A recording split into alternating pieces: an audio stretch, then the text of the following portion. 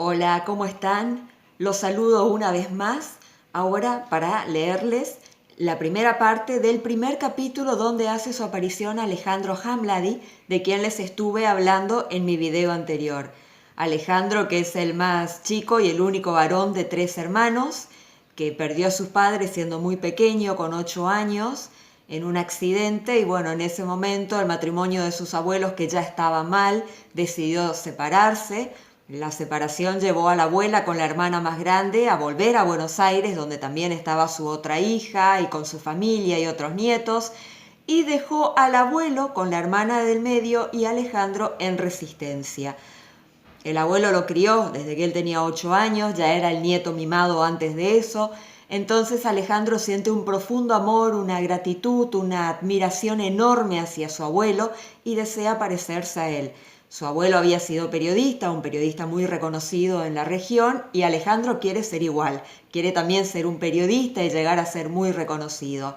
El abuelo, conociendo lo que es el detrás de escena y las cosas que hay que resignar para llevar adelante una buena profesión, de la profesión de buena manera, digamos, no está muy convencido, hubiera preferido que Alejandro se dedicara a otras cosas. Y para darle el gusto, porque en definitiva es su abuelo amado, que él ama y admira y está agradecido, Alejandro empezó varias carreras en la universidad, pero lo aburrían, no le gustaban, era difícil, abandonaba. Cuestión que llega a los 25, 26 años sin ningún título universitario, solamente con un talento, un muy buen talento, que es la fotografía, que fue alentada primero por su abuelo y después por su hermana, que lo invita a trabajar en una agencia de modelos que tiene. Ella ya es una modelo que no trabaja más, pero tiene su agencia con sus alumnas, y Alejandro es uno de los fotógrafos de la agencia, y con eso gana un sustento que le permite gastar para tener para sus gastos personales, sus gastos menores. Bueno, pero se presenta la oportunidad en un momento de que él como fotógrafo pueda ingresar a un medio de comunicación. Y vamos a ver qué ocurre a partir de entonces. Este es el capítulo 5 de la primera parte del Juego de las Máscaras y se titula El sueño cumplido. Recién es la primera parte de este capítulo quinto. Les cuento cómo empieza. Capítulo 5, El sueño cumplido 1. Sinceramente, Alejandro había esperado otra cosa cuando empezó a trabajar como fotógrafo de modelos. Antes de eso, caía rendido como el resto de sus amigos ante las imágenes de aquellas mujeres voluptuosas que se entregaban sensualmente a su público desde las revistas, y envidiaba a morir a los afortunados que trabajaban con ellas. Imaginaba que debía ser un ambiente de mucha creatividad, de energía, camaradería, pero no era exactamente lo que había encontrado. Había empezado a fotografiar modelos gracias a una de sus hermanas, Gabriela, que hizo una carrera breve dentro del modelaje, pero lo suficientemente buena a nivel local como para destacarse y poder abrir al poco tiempo una agencia y escuela para modelos que tuvo un éxito importante desde sus comienzos. Fue en ese contexto que apeló a la ayuda de Alejandro, primero como fotógrafos de los desfiles, luego como una opción para que las alumnas hicieran su book y finalmente como colaborador en uno de los diarios de la ciudad, fotografiando a las modelos que le indicaban desde el medio para un suplemento de verano que luego pasó a ser la belleza de la semana los domingos en la sección de locales. Él amaba la fotografía. Coincidía 100% en que una imagen valía más de 1000 palabras y desde muy joven se había abocado a la práctica profesional. Su abuelo le había regalado su primera cámara a los 14 años y desde entonces había gastado fortunas en rollos y revelados hasta que él mismo abuelo le obsequió a los 24 su primera cámara digital. Fotografiar mujeres no era su fuerte. Las mujeres le gustaban, por supuesto, y al comienzo se había sentido un privilegiado al ocupar un lugar bastante protagónico en un mundo tan exclusivo, pero no tardó en descubrir que ambas pasiones eran totalmente incompatibles entre sí. Las mujeres seguían gustándole, a pesar de que muchas de las modelos que le tocaba fotografiar eran poco más que niñas torpes e inexpertas, a las que había que indicarles incluso con detalles cómo debían posar, lo que al cabo de un tiempo le imprimió un toque mecánico y aburrido a su trabajo. Y seguía amando la fotografía, pero la artística, en la que ponía su corazón y todas sus energías, detalles de la naturaleza, escenas espontáneas que capturaba al pasar entre la gente, rostros, pero de facciones especiales o muy bien maquillados, la expresividad de los cuerpos de los artistas escénicos. De todas formas, no tenía pensado renunciar a su trabajo. Podía ser mecánico y aburrido, pero era su lugar en el mundo y lo que le permitía organizar económicamente el resto de su vida. Como el fracasado universitario que era, Alejandro no tenía muchas opciones. La oportunidad que le había brindado su hermana al confiar en su profesionalidad le había permitido salir de un pozo en el que se hundía cada vez más. Al terminar la escuela secundaria, había deseado estudiar periodismo o algo relacionado a la profesión, como locución o diseño gráfico. Pero su abuelo, que había ejercido el periodismo desde sus años mozos hasta que una parálisis en las piernas le imposibilitó mantener el ritmo al que estaba acostumbrado, lo desalentó. Era un oficio muy ingrato, le aseguró. No reconocía fines de semana, ni feriados, a veces tampoco vacaciones. Uno sabía a qué hora entraba a trabajar, pero no a qué hora terminaba, y lo peor, generalmente era muy mal pago.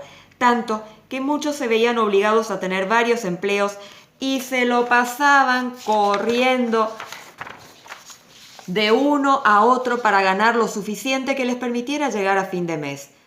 Podían zafar aquellos que calzaban en un buen medio a costa de soportar la mordaza que los dueños colocarían sobre su boca y obedeciendo ciegamente sus directivas, o aquellos que tuvieran algún golpe de suerte.